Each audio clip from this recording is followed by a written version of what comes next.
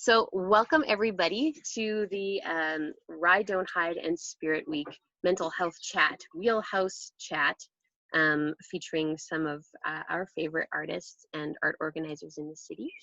I'm Andrea and this is Jenny from Fet Jockey. Hi. And we're coordinating Spirit Week, which is a great honor for us. And we will turn it over to maybe, I don't know, now I have to, I'll say the man with the hat, because I don't want to give away your name, so you can introduce yourself. I am. Yeah, the single person in the frame. I'm John Scholes. I'm the janitor and president of the Times Changed High and Lonesome Club, music venue in Winnipeg that's been around for quite a while, and very, very focused on taking care of artists and the people who support them.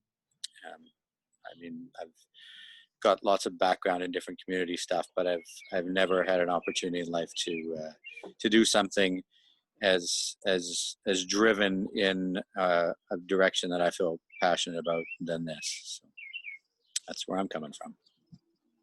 Right on. And to the person with all the books in the background, can you introduce yourself? My name is Dr. Fauci. Just joking. My name is Pat Lazo. I'm the artistic director at Graffiti Art Programming, and I'm also a visual artist. Right on. And our other two friends. Hi. So I'm Andrew Eastman, co-founder of Synonym Art Consultation. I'm Chloe Chafe, the other one, as well as Wall-to-Wall Mural and Culture Festival. Right on. Thank you for joining us. Yeah.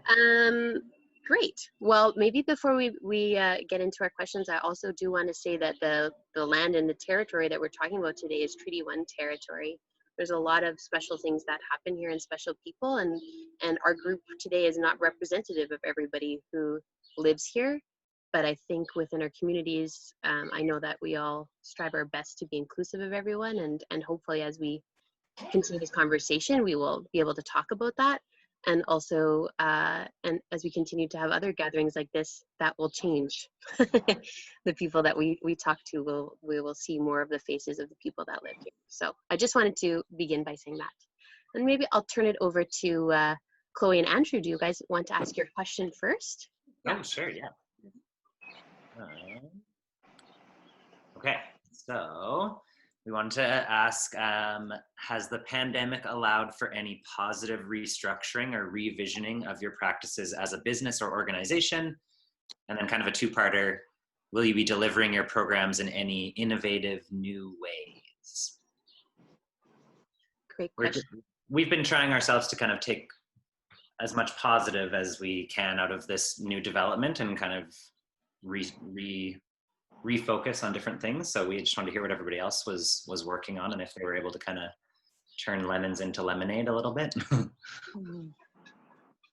Nice. Pat, do you want to go first? Sure. Well, me with my question? No, with your answer to Andrew and Chloe's question. The question, yeah. Well, I mean, with graffiti art programming, as far as changes go, you know, we have such a great connection with the youth that go to our programming that it's really like relationship building and consistency and all of that, and it's really challenging to try and connect with youth that, you know, face challenges and it's not as easy as, you know, starting a Zoom meeting. Not everybody's got the technology or the Wi-Fi or the, you know, that kind of stuff. So some of the ways that we've been trying to connect with the youth that we've, like in Point Douglas and you know, William White in the North End there, we did art packages, and so with the food banks giving out food weekly, we distributed packages with art supplies and little projects to do with specific you know, specific projects with the art supplies that we provided, and you know, trying to keep them engaged with our programming that way. So, you know, we'll see them still participating in some of our programming that way. And then we also, of course, have like our online programming for those that can go into that. So, you know, we have dance programming on Zoom. We also have moving meditations with and infographics and art infographics with Annie Beach. Video tutorials are just like, it's just a new, it just, I know people have been doing it for a long time, but I mean, as far as art programming on a, for us, you know, it's such a important relationship, like with the kids that we program with. It's really hard to imagine not interacting in person with them. So, you know, that's of course, yeah, sorry, I'm just going off on that, but I just find that like the connection with them it's so personal that it's hard to think that, like, is this going to be the new normal, you know, like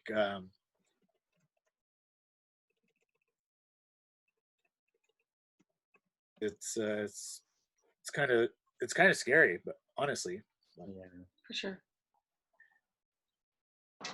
Oh, I mean, we have other programming too. I didn't get into it. I didn't want to take up too much time, but yeah. So if somebody, yeah. It'll come back around too. Yeah. Thank you. John? I feel like I have to take the 22-second pause before I say anything. It's so hard right now to separate your personal sort of business experience from the scope of what you're trying to do in connection with others. I mean, it's easy enough to say, oh, you know, sure, we'll figure out a way to make the business work. We'll do something outdoors, you know. I mean, there's that sort of element of how you just try to react as opposed to acting, because it seems to be so much reaction versus action. Things have happened so quickly. Mhm. And so I mean, you're going to hear a lot from me today about just trying to step back and trying to really think about stuff and not be afraid to do that, because it's trying to deal with people's sense of self-worth. You're trying to deal with their values, you know. I mean, what are you going to do in terms of putting a musician on stage who's made to feel that their singing is somehow a danger? What a incredibly radical and disturbing and emotional thing that is. You know, I mean, we're not talking about, oh, well, we don't want to have too many people on the dance floor. We're talking about fundamentally affecting something, a type of art form that is as bare an expression as you can have.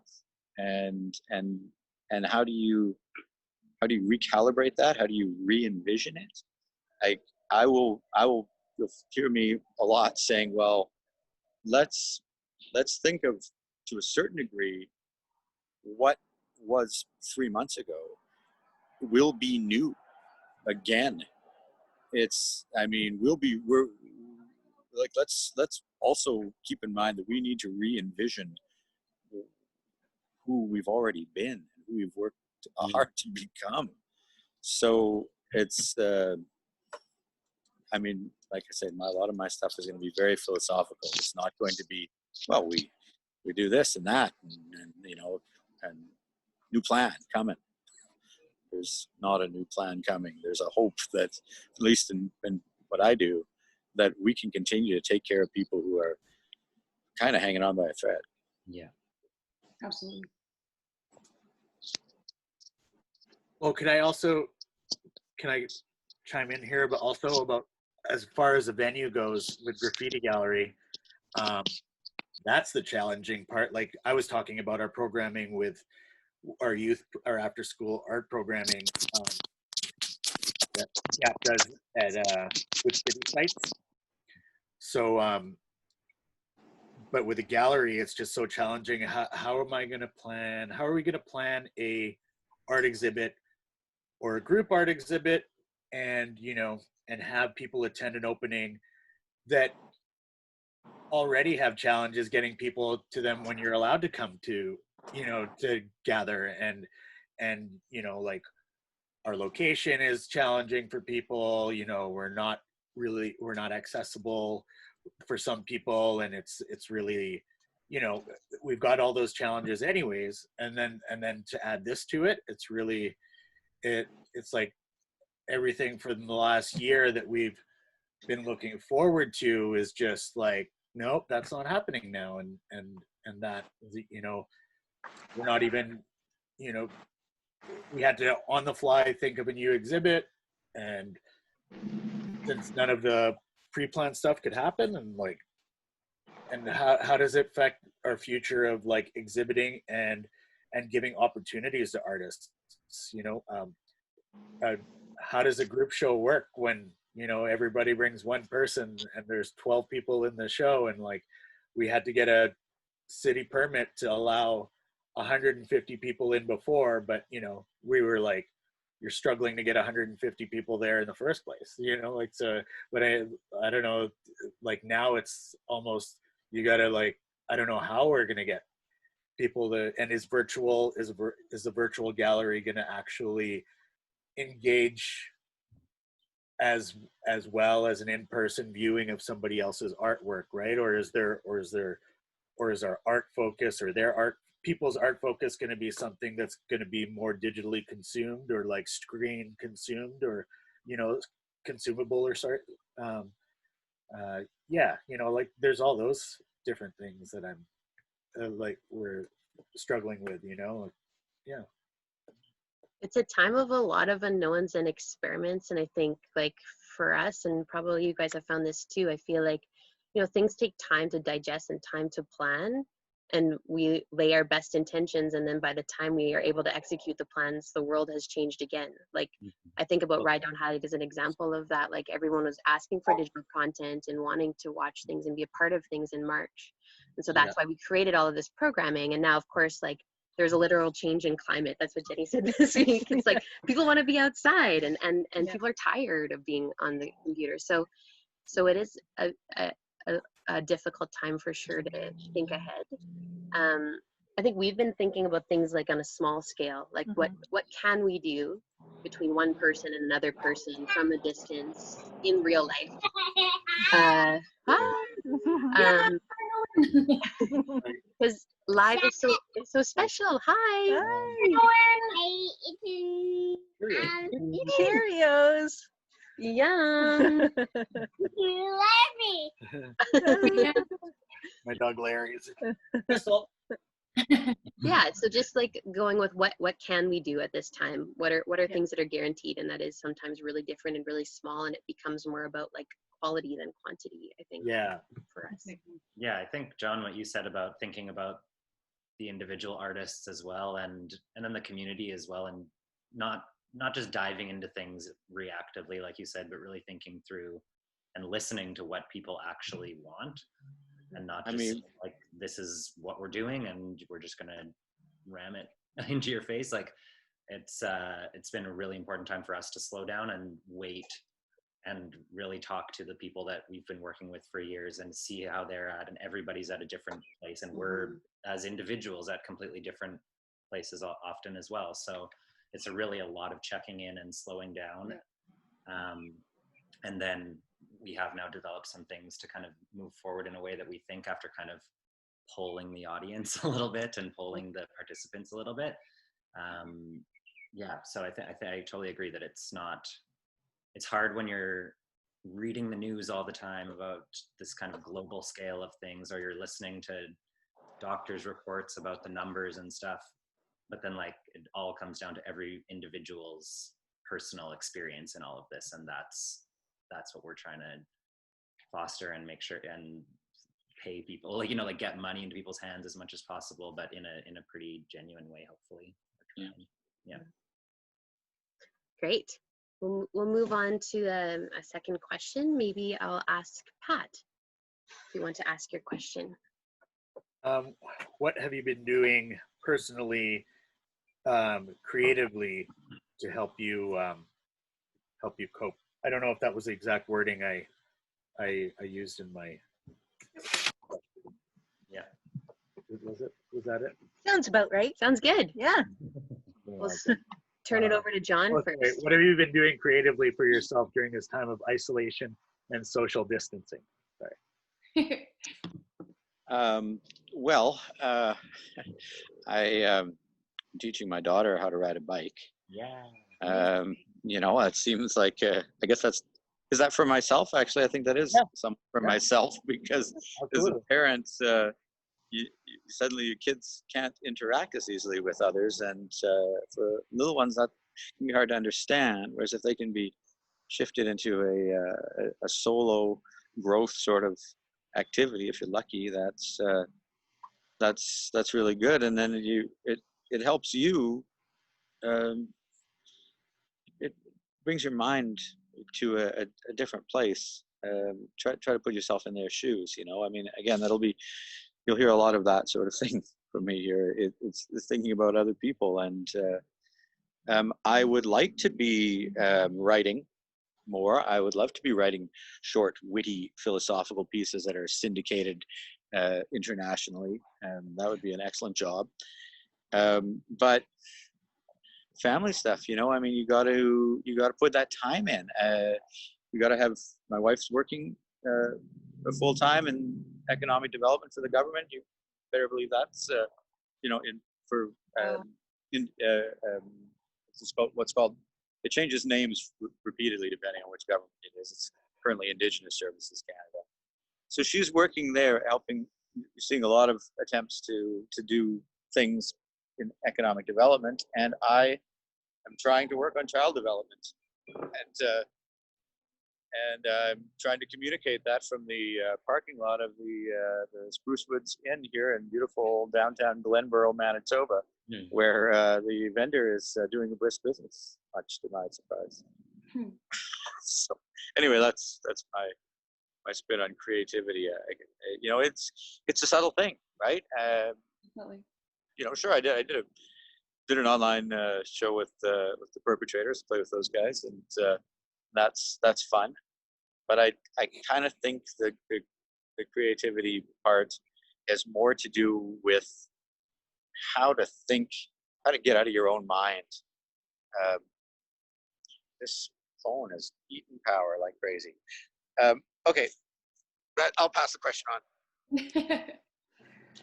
Sure. Cool person. Yeah, so I think yeah, John, those were really good,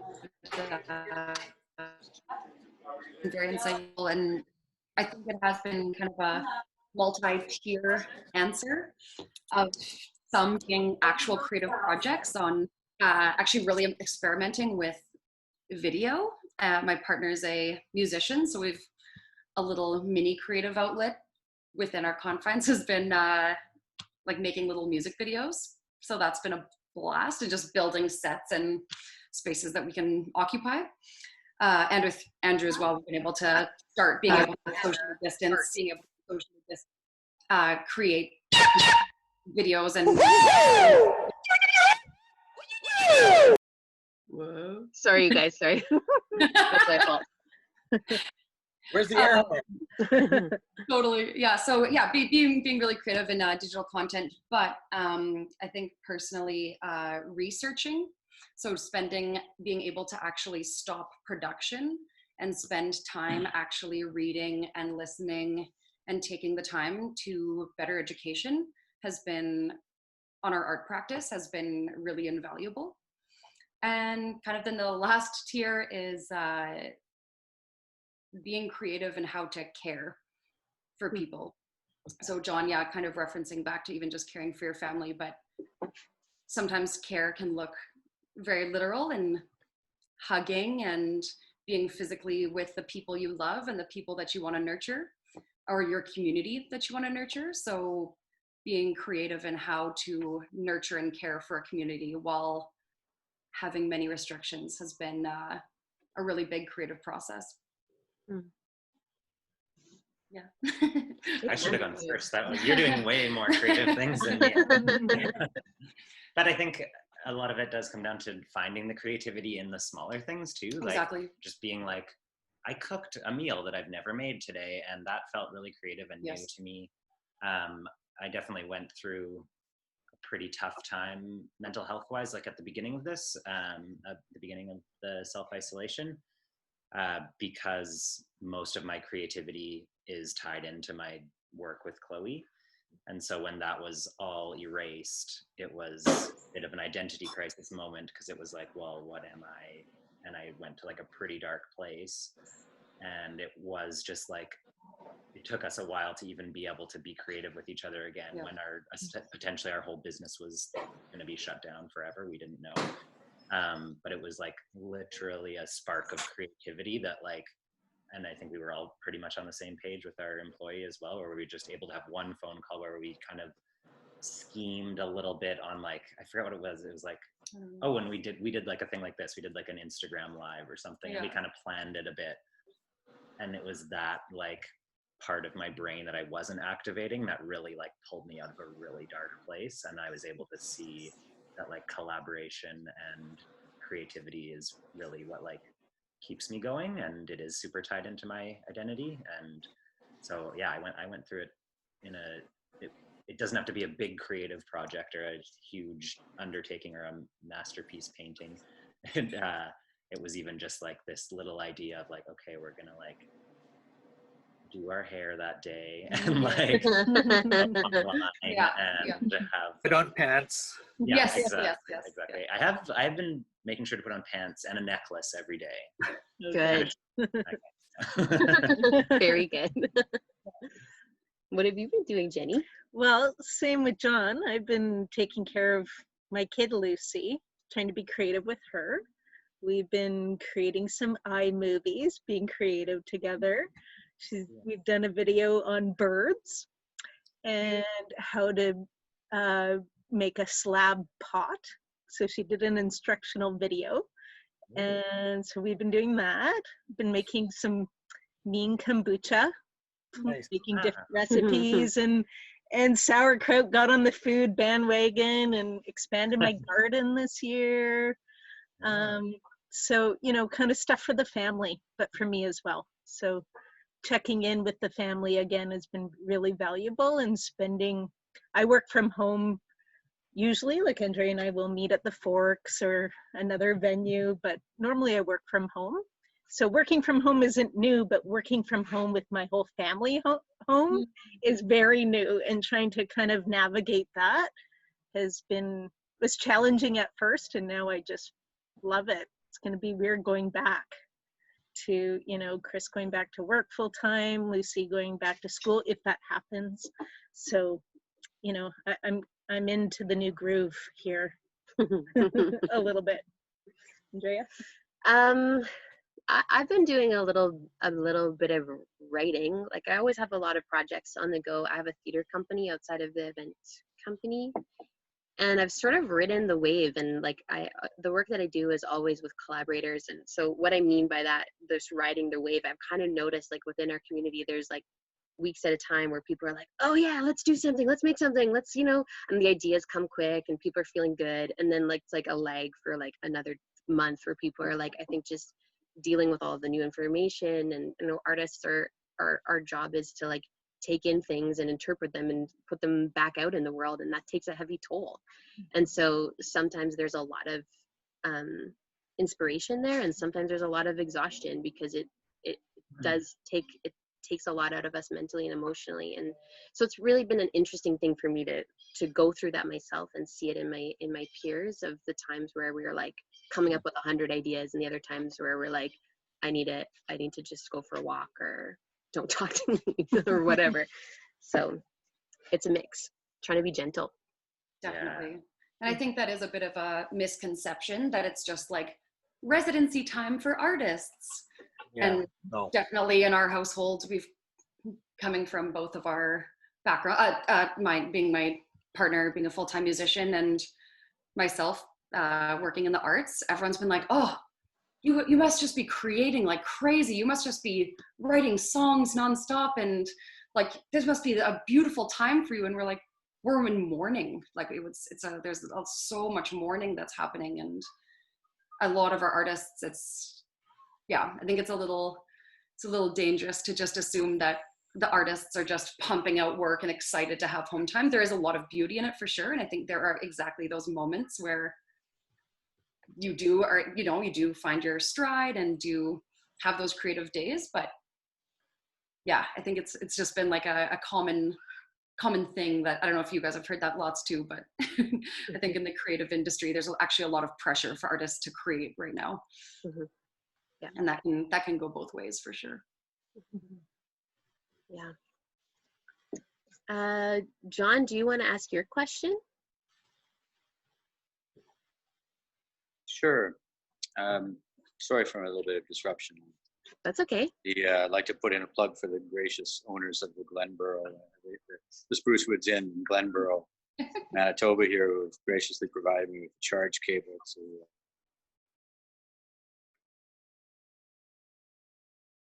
So I will paraphrase my question. This question it's been on my mind, and I've been talking about it with people all the time. So it's the question that I've written, but it could be phrased,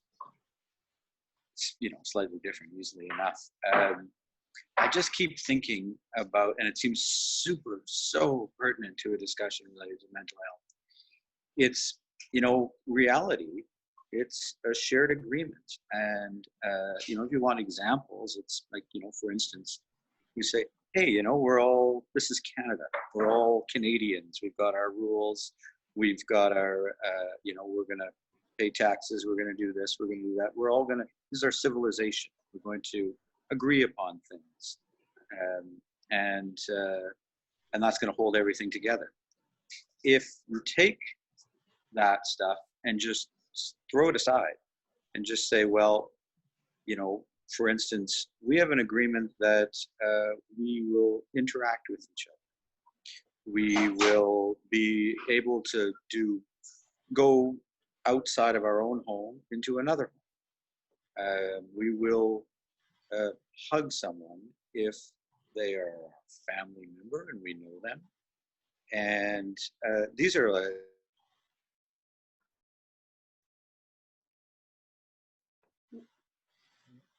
Oh no, John. You froze for a second, but you're back, just muted. Mute. Unmute. You're muted, John. Oh. All right. So these agreements are so core to us. You take them away and you keep them away, and you, particularly social distancing, when you say, this is how it's going to be, this is the one, this is our last line of defense, this is what we've got to, it's the one we can count on. We don't know if we're going to have a vaccine. We don't know this. We don't know that. This place thinks one thing. This place thinks another. There's all kinds of people going on. This will be such a fundamental thing in the way we interact with each other. For many people, forever. It will not, for so many people who have someone to protect or themselves, they'll never come out of this. Not really. They will always feel a little bit like, well, we used to wash our hands. No, you do it a little bit more. You just sort of take a step back. And I just have, as arts organizations who are so focused on communicating important ideas and doing that through gathering, through mentoring, through really tactile experiences, through large and small scale. Suddenly, all of that is shaken up, and I wonder what we can do to help people, even if not fully find their way back, just find their way along still in this, what's going to be. I'm telling you, I've got a challenging situation here. Okay, floor is open. One of the things we were talking about in response to your question, John, just while we were getting the Zoom set up, actually we were reminded of Chloe and Andrew, your Safer Spaces policy, which was one that you generously lent to us and we used to develop our own for some events. But I think I'm a logistical answer to that question, John, is I think about clearly communicating the expectations for both the audience and the performer or the artist about what we are doing to keep each other safe, what to expect, what's the contract that we have with our audiences before they arrive. And I think that's something that becomes more and more important so that our spaces are accessible and safe for all sorts of different reasons. And that is now a bigger responsibility for us as arts organizations and event hosts. But on an artistic side, I think we were talking about just like reminding people about the value of connecting, and how art itself is a bridge that takes us that in building relationships with each other, with artists and audiences, with artists and artists. It's a way of understanding each other. It's a way of getting rid of fear and dealing with fear together, whatever that fear is, if that's a pandemic fear, or if that's a racial fear, or if that's a cultural fear or a language, like whatever. So yeah, that maybe we'll start by opening it that way, and maybe there's lots of examples that people have or thoughts, but I don't know if you want to elaborate. Yeah, I mean, when we were talking before, just kind of reviewing the questions, we had just talked about, intentionally making more intimate gatherings, because often Fat Jockey will do big events and some smaller, but being more intentional, doing smaller things that leave an impression, just like this, pandemic it's a timestamp, and our event should reflect that and feel safe and welcoming, and people are there intentionally and are invited intentionally, and just making it more like a family gathering rather than a big group gathering where you don't know who's going to come. We know who's going to be there almost, and kind of create events that way. Yeah, even if we don't know who's going to be there, thinking about taking care of people like as if they are your family. Mm-hmm. Yeah.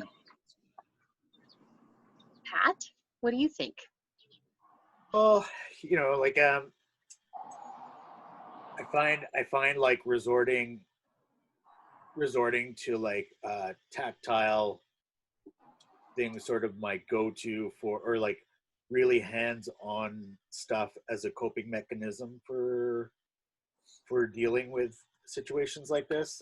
When my son was born, he was born really early at 25 weeks, or 25 weeks 5 days, and then I didn't, like, there was so much uncertainty, which I got a very similar feeling when this happened, but not in quite the same urgency as when Owen was born, but I had nothing to sort of take my mind away from the situation, unless it was something like I needed something physical. So I had to go back. I went back to jiu-jitsu. It was either in front of the isolate, like in his incubator thing in the hospital, or in front of a TV at home. And it was like, I'm going to die if I do this. If this is the only thing that I'm going to be, these two things that I'm doing, I'm like, I can't get my mind off. I can't sleep. I can't do, I'm going to need to do something. So I went back to jiu-jitsu, and then, in the 5-minute roll or the 6 minutes, I had a 200-pound guy on top of me, and I had 6 minutes that I wasn't thinking about the hospital, or, the possibility of like coming to his room and him not being there, like, it's just like, oh. but yeah, it was 6 minutes of not thinking of that. So it was really, so that physical part was very important for me. And I started building a motorcycle back then, and it was like, I don't even ride a motorcycle. I just had a friend's motorcycle, and I started rebuilding it just to get my mind off of that. So, yeah, those are sort of the things that coping is just like basically like surviving, trying to survive. Sorry, guys. That's okay. That's okay. Andrew and Chloe, what are your thoughts on John's question? Yeah, I totally agree with a lot of the things that are being said. Jenny, when you're referencing definitely these like quality times together, I think everyone feels pretty lost right now. And as someone who like fully lives alone, well, with 2 cats, which has been really nice, but like I've been really having to listen to myself and listen to like what I said earlier about like the creative spark, that's kind of what pulled me out, realizing that like quality time over quantity is so important. And like I just went to Chloe's place the other day and for 8 hours, and Daniel made us beautiful cocktails on the balcony, and like that felt like the most VIP special event that you could possibly be at. And like Bottle service. yeah, and of course I miss going to Club 200 and dancing on a packed dance floor all night with drag queens performing, and those are equally as special nights. But really thinking about that quality time with people that really matter, so kind of curating that down.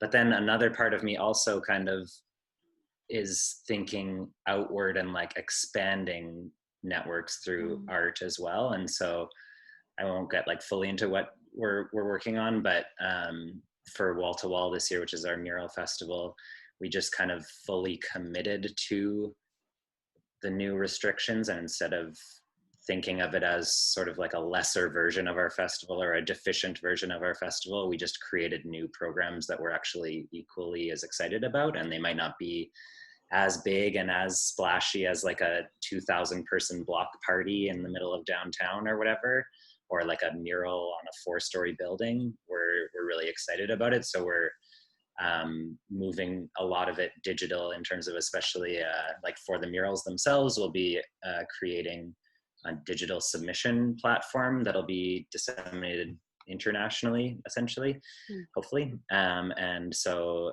in that way, we are actually like opening the accessibility parameters for our participants to around the world, and also to artists that aren't necessarily trained mural painters, which is a very specific skill. We obviously can't be flying people in for our festival this year, so this is a way that they'll be sending in digital images of their work, and then we're going to be printing them on these panels that'll be installed around the city. Cool. So it's a way to, like we are, for our festival specifically, we're leaning into kind of going the other way and just saying like, okay, this is a new climate right now, we're going to try this out. Maybe it's something we'll stick with in the future as well, we don't know yet. So yeah, it's kind of like, I kind of go both ways on where I'm like, I really just want to have like intimate 4-person hangout. And then on the other hand, I want to like reach out to everyone across the globe and get everyone kind of watching digital content online and stuff. So a bit both ways. Yeah, and I think just to kind of go back a little more conceptually to your question, John, like I think especially as a collective, we've been really nurturing the idea, like shared vulnerability with our communities, and really, really the nature, the art of communication. We're just really finding that more than ever, we need to really clearly communicate to our communities and be really, again, kind of just going back to that idea of supporting folks. And something that I have found as kind of like a societal agreement is there is this really beautiful idea of listening to each other and taking care of each other. Not to just go back to that over and over, but it's definitely where, in the spirit of mental health, that we're the reason we're all here. But it's been really wonderful to see kind of this societal shift that because the planet stopped, its mass production of our everyday lives and running, there has been this kind of time to listen to each other. And to kind of, as far as, yeah, these agreements go, I think there will be room for change, and we're seeing it with Black Lives Matter right now in the most spectacular way, where the planet stopped, so we were able to focus and unite and finally make really impactful change and be vulnerable and be ready to learn. And I think in my lifetime, which is not that long on this planet, but long enough to see that there's some agreements that are really starting to really come forward, and it's pretty amazing to see. You're muted, John, but we're ready again. for you. Hopefully I understood your question correctly.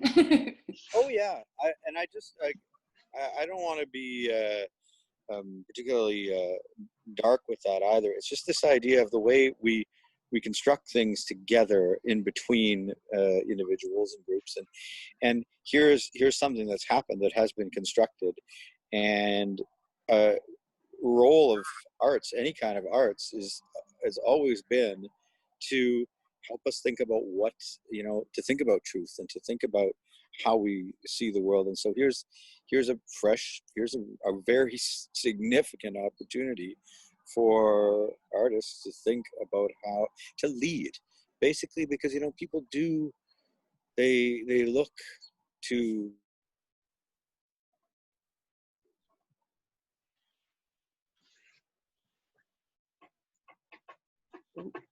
John? It was such a good statement. It was good. No, no. John, you have to unmute yourself and keep going from "they look to us to lead." Okay, yes. Well, they look to us to lead.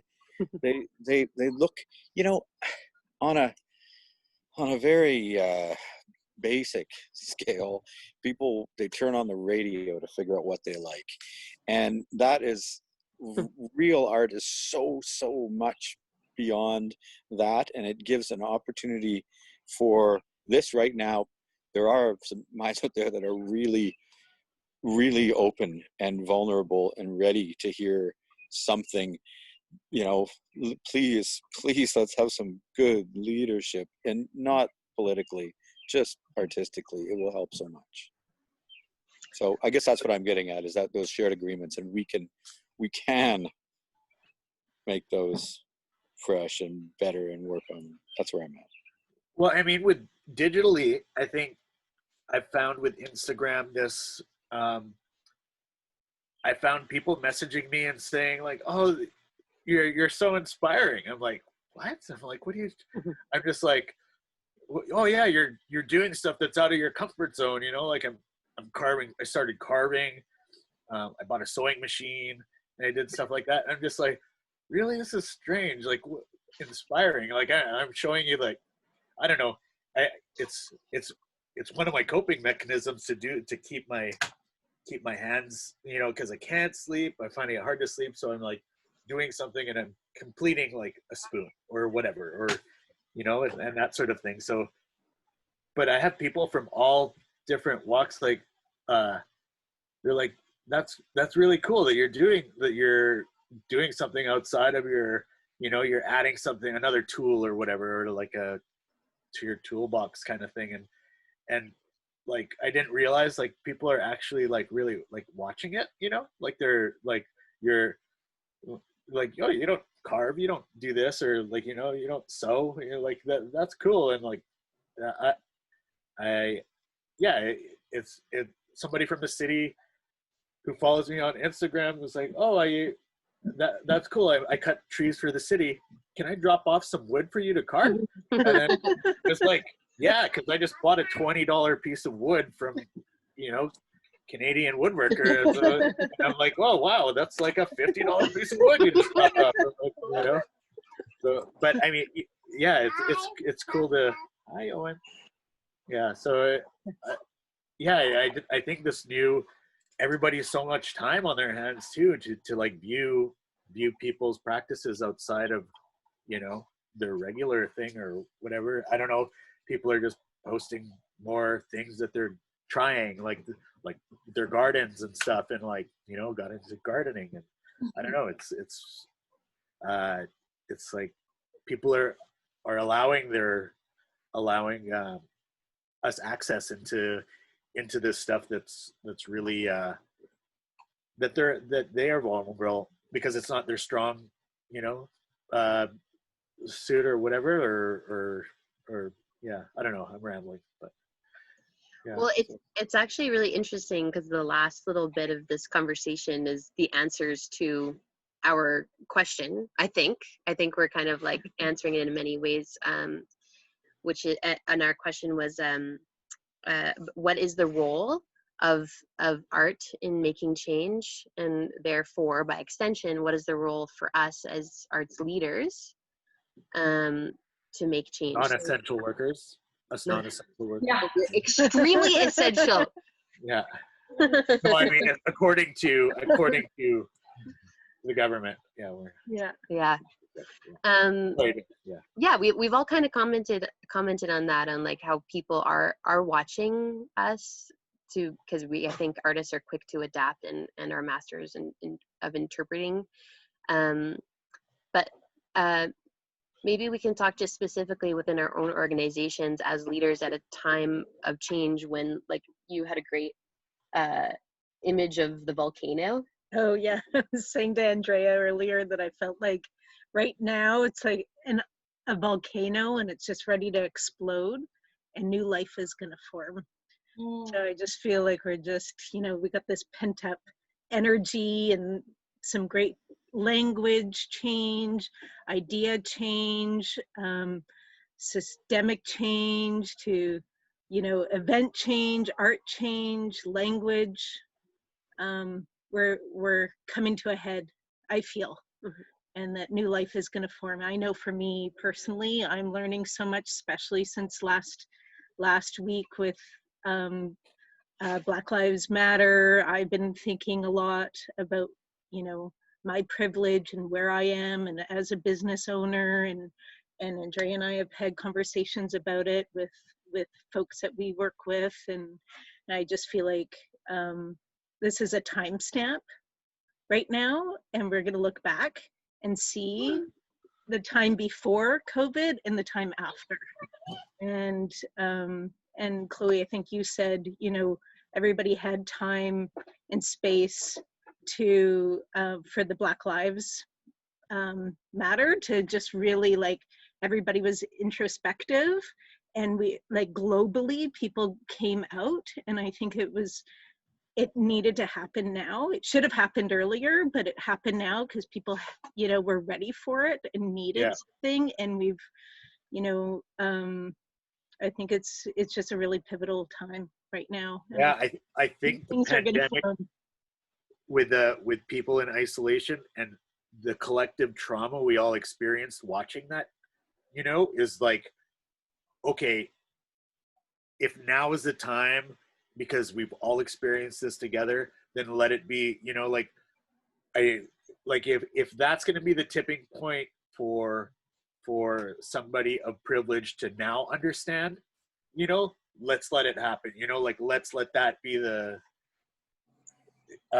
yeah, you know, just like, it's not a bandwagon thing that some people are like saying you're jumping on. It's like, no, well, we all collectively saw this, you know, so, you know, like, if this is it, then you know, embrace it. Like, that's what keeps me up at night, you know. That's one of the things. It's like my son's gonna have to grow up with, like, in this world, you know. Like, I don't want him to go through that shit, you know. It's like, yeah, sorry. Absolutely. Yeah.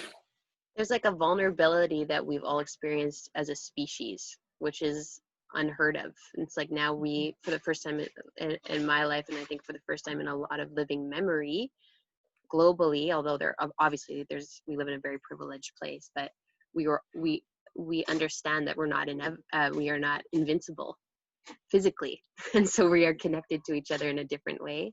I think that's part of it too. And anyway, that's not necessarily the answer to what is our job, what's our job now, but it's true. What do you think, John? What's our job now as art leaders? You kind of mentioned, you talked about it already, but is there anything you wanted to add in making change, bringing about change? And you're muted. Yeah, no, there was just a group passing by. Well, it, in from a industry perspective, from a business perspective, I hope that some people are. Let's see, am I there? Some people are willing to, if they're able. It's complex. Like, I want to say, for me, what I'm trying to do is I'm trying to not get my need for business and livelihood mixed up with what I'm trying to the stage, the artistic expression that I'm trying to present. So I guess it sort of ties around to the philosophy, shared agreements, rules, all that. I don't want to compromise that particular visceral live experience. It could be music, it could be theater. There's lots of things. It could be performance art, dance, but I don't want to just go be drawn into, well, we'll just kind of we'll make it work. We'll make it work. I want to be idealistic, and I want to say, well, no way, I'm going to hold out until when the flower comes back into bloom, it's going to be amazing. We're not going to let it be anything less, because it deserves to be even better, because people are sacrificing so much. And there's all these people who are saying, yeah, that's fine. This is what we got to do. Then that's what we'll do. They could be completely uprising. There could be complete social unrest and just people saying, sorry, you know what? I can't. I'll do what I've got to do. But instead, there's so much mutual respect. So at the thankfully, my wife has a job, and I'm running risk of over believing what I should or shouldn't do. Then I'm sticking by my guns, and hopefully that works, and hopefully that makes a small difference somewhere down the line. Thanks, John. Yeah. Synonym? Yeah, I think going back to kind of what you were talking about, Andrea, earlier about policy, us as a artist collective, the two of us and a small business, we really, as we mentioned earlier, like try and listen to the voices of artists around us and provide them with what they need. I mean, our services are essentially trying to take as much work off of their plates as possible so that they can just create art and share that with the world. But then we're also trying to listen to them as activists, as humans, as community members. This is the kind of change that, especially with Black Lives Matter, and we were just at the Indigenous rally for Aisha Hudson today, and it's the kind of change that needs to happen at the top, but it's coming from the bottom, and it's coming from artists and individuals. And while we do run a business, and we're very privileged to do that, we are always trying to build from the grassroots level up and trying to fertilize that, if that's a good metaphor, but like trying to make it come up from the bottom to hopefully affect change at the top. In the art world, there are a lot of systemic problems that have been there forever and have not been worked on. And you can see a lot of institutions scrambling right now to make it at least appear that they're doing better things. But we think that, or I think we're on the same page that we have to listen to the individuals, and it's a lot of labor at the bottom end of things. And we're trying to take as much of that off of those artists and activists' plates. But if we can try and craft policies by equitably paying people to help us craft those policies, like that's the kind of stuff that then we're able to, share like our safer spaces policies with you folks. And like, it's not that we're doing it to try and like check a box on our advocacy bingo card or whatever. Like we're really trying to just listen and create resources that can be put into action and put into motion for throughout the art world. So I don't know. Definitely. Yeah, and I think, yeah, Andrea, what you said about artists do act as interpreters, and we really rely on artists to interpret really challenging information. And so I think, yeah, just again, just going back to what Andrew said, really nurturing artists as they do help society process some of the most challenging content the globe has ever seen, has really just been our focus. And it always has, but to just really ensure that the artists that are producing all this content and that are taking on the labor of dissecting these narratives that are happening around us is just so, it's really secured that what's inside of us and the reason that our organization exists, it's just really cemented that for us, and that we need to ensure artists are always protected and supported. Yeah, that's it. Thank you. Thanks, everybody. It's been so lovely to have this conversation with you. Thoughtful questions, and like I feel like we'll just fix everybody's problems for them. We'll just work by listening to them, though. Yeah. But we're gonna work together, because I feel like with this group we can do anything. But we do have one question that was submitted by Elliot. Do you guys mind just sticking on for just a few extra minutes to answer Elliot's question? Sure. That'd be okay? All right. Oh, let's see if I can pull it If up. Jenny can find it. Here's the problem. Is it from Ness? Like, Yeah. Oh, Yes. amazing.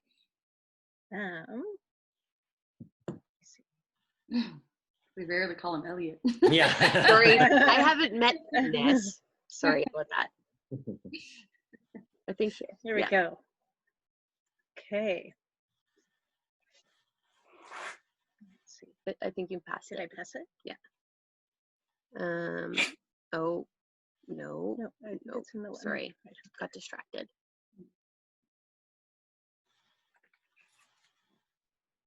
Here it is. So what are you or your organization doing to improve visibility, amplify, and provide opportunities for marginalized voices? That's from Ness of Studio 393. Well,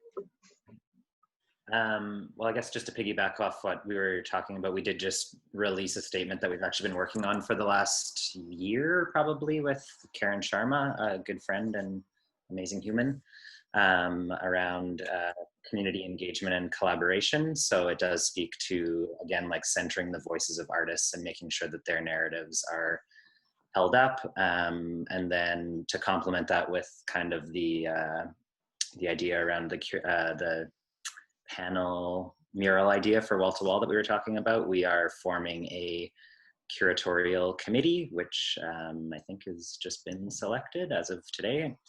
And we should also mention that Pat is our amazing collaborator for Wall to Wall. He's our main guy, so we're working on all of that Wall to Wall stuff with him as a consultant on that committee. So that committee will be off on that community engagement agreement we have and applying that to our curatorial choices, just to diversify different practices, different lenses. So we're just kind of expanding the team, which we've always, like, collaboration is just our number one way of involving as many voices as possible, or we're just formalizing that a little bit more this year. Yeah, and really just recognizing that BIPOC artists have been traditionally left out of a lot of these big institutions, and so really ensuring that BIPOC artists are honored and given the spotlight that they deserve and given equitable pay and support. So just really recognizing the systematic injustice in the past, and very much so in the present as well, and doing everything we can in our power to make a really positive next generation. And Pat. As far as lending sorry, repeat the question. It was lending a voice or amplifying the voice of marginalized voices. That's right. And visibility. Yeah. Well, I mean, our community engagement and I believe our well, prior to this, um, our activity in the community, and the programming that we do is so it it's almost led by the youth, and like so it's really like um, it really comes through in like in like the films that they make, and the projects that we get to complete, like in our um, in our youth gallery, and that I and as far as our employees go, like even our instructors, and like we hear everybody, and like no idea is a dumb idea kind of thing. Like we'll consider things, and really, you know, because I was given such an opportunity from art school to start working there. I really feel like I owe it to a younger artist to lend their ideas, and you know, like and really like not look down upon them because of lack of experience, but almost like use it as a resource and a different way of thinking to like to perhaps help my antiquated, you know, idea of what I should do because it's worked in the past, you know. So I'm really open, and I believe that collectively our staff, like management and like um are really open to hearing our staff ideas, you know, like they're the ones that are like right there with the youth, and they're the front line. um and when they hear that there's something that they would like to do, like we can do that, you know, like we'll we'll figure out a way to make things happen for some projects, even though like we don't quite have the budget, or we'll creatively figure out a way to make that project work. So yeah, and as far as like curatorially, like I think I've I think I've always tried to like voice voice or to allow access to the gallery to voices that aren't heard, like that aren't normally heard, like, you know, I mean, fine art wise, you know, graffiti and street art, that stuff wasn't really, you know, I graduated U of M Fine Arts in 2002, and like graffiti is like, oh, that's like a meh, whatever, like, you know, it's not fine art, and like, which is why we opened the graffiti gallery, you know, because like nobody's going to show this stuff, so like let's open our own place, like let's do our own thing. And it's like, well, like we made our own trail, you know, like I just like I find like when like send an email, and then if it's something that we can fit in, like, you know, and like figure out funding for, like we can try and make it happen, you know. It's like nothing is out of the question, you know, like I did, yeah, I I think because, you know, we've been given I've been given this opportunity, and I think, you know, it's like sort of like our job to give other young artists that opportunity. Um, I don't. That's sort of my philosophy on that. Like you have to give it back, right? Like you can't just um, yeah, reap the rewards of it or whatever. I don't know. That's a really nice way to think about it. You have to give it back. I like that a lot. Yeah. Yeah. John? Well, I'm going to steadfastly stick to my little mantra, and I'm going to keep saying it over and over and keep just making it so. And I'll just pick up the bullhorn and say, just a quick reminder, folks, you are all good people with excellent taste in music. Just keep saying it, and it helps for it to be true. Do you want to talk about what we're up to? Yeah, I guess, you know, what we've been thinking about is